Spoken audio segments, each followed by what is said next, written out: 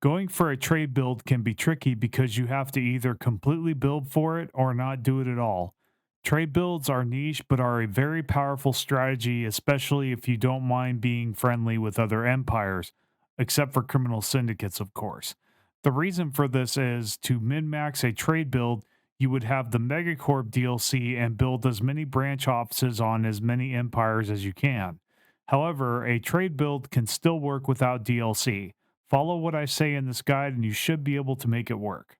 Now, I'm not really going to dive into trade mechanics. I'm just going to show what I know to work. I like to go fanatic xenophile when I'm trading, and authoritarian second for that sweet influence so I can start building branch offices quicker. Now, trade requires a little bit of luck as you could be surrounded by other megacorps or hostile empires. Thankfully, fanatic xenophile policies and trading revolving around getting empires to immediately like you improve your odds. Most of the time, empires can or will be friendly to you. Then you can set up commercial pacts and start building branch offices on their worlds. So, if you're playing without Megacorp, I'd pick up the Merchant Guild Civic. The other civics don't seem to impact trade all that much. From here on out, I'm going to assume you have Megacorp. Now, there are a load of civic options for a Megacorp empire. I normally pick free traders and franchising. You'll notice most of these picks have bonuses to trade value or something supporting trade. So once you picked up your empire, you can pick up the mercantile tradition tree. Go straight for adaptive economic practices. Now you won't have consumer goods issues normally. Just make sure you select the consumer benefits policy. As you expand, you want to keep building star bases on your new planets and immediately build at least one commercial complex on each planet. Now you can build an off world trading company and fill your star bases with trade hubs if you want to min max, but you really don't have to. The build will work as long as you have a star base in the system that's producing your trade. That's why we build a lot of star bases. So feel free to fill your star bases with anchorages if you don't want to build strongholds and fortresses. Also, don't worry about going over starbase cap. What I like to do is build a starbase on each system that has inhabited planets. Normally, your starbases automatically link back to your capital system, but sometimes they don't, and you have to manually link them to the nearest starbase.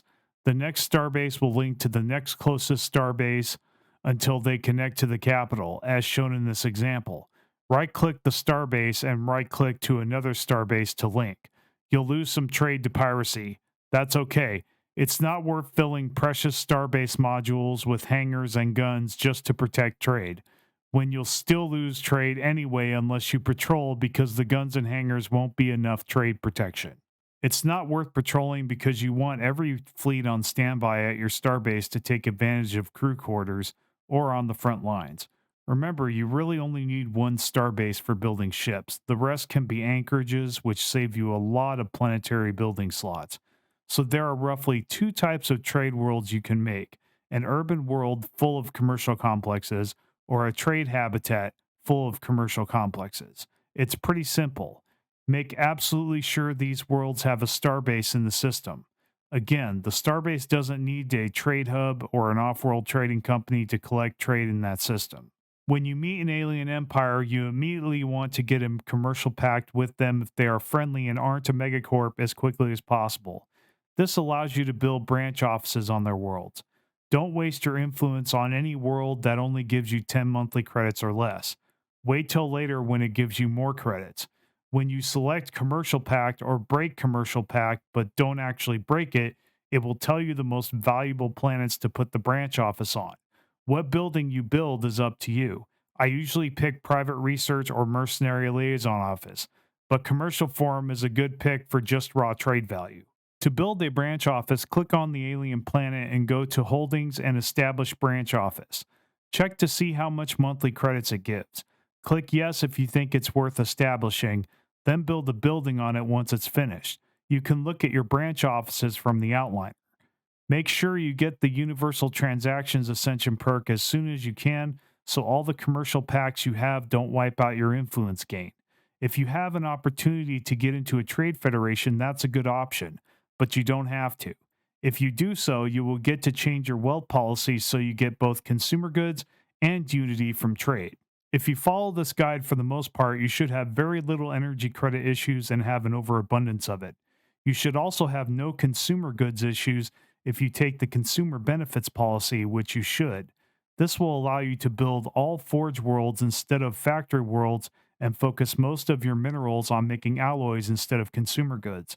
If you're dealing with another megacorp, you can do a hostile takeover and go to war with them to seize their assets, meaning taking their branch offices. If you're a criminal syndicate, you don't need commercial pacts to build branch offices. You can just build them without the Empire's consent. Oh, and obviously, don't fire clerks when you're running a trade build. They produce trade value. What you do instead is star or prioritize the job you want, and it should fill with clerks after the planet fills that job. I think I've covered most of the important stuff. If I missed something, let me know. If you like my stuff, you know what to do. Thanks, and I'll see you next time.